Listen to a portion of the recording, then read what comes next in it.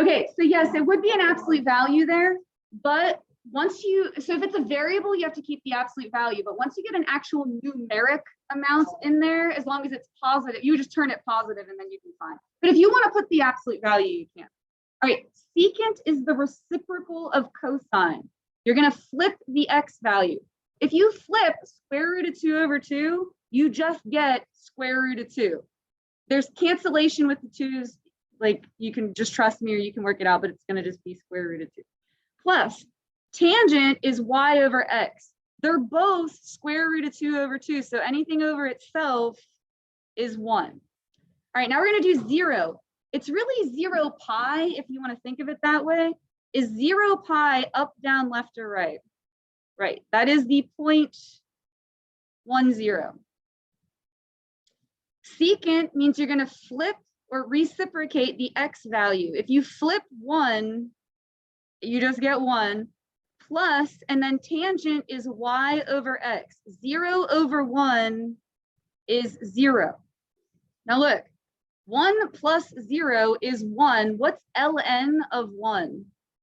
0. This whole part goes to 0, and so just this is your answer. I'm glad I explained all that to you, but now we are sort of running out of time. But I have 5 minutes and I can do this last problem. This one's going to be dy. You want to get x by itself in this case. How would you get x by itself? Square root. So it would be y minus 1 to the 3 halves.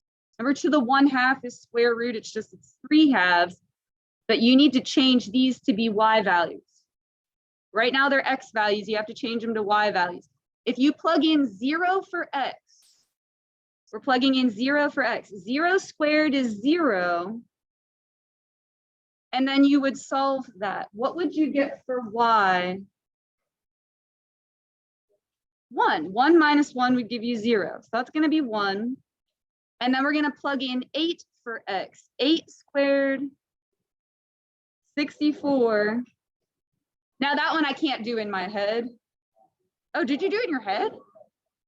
5 minus, oh wow, you guys are all brilliant. Here's what I would have done. How do you get rid of a cubed?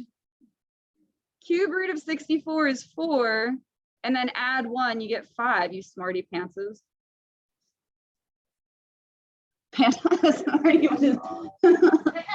Okay, it'll be integral from 1 to 5, big old square root, 1 plus blank squared dy.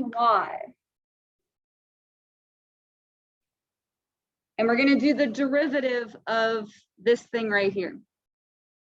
So you would bring the 3 halves down,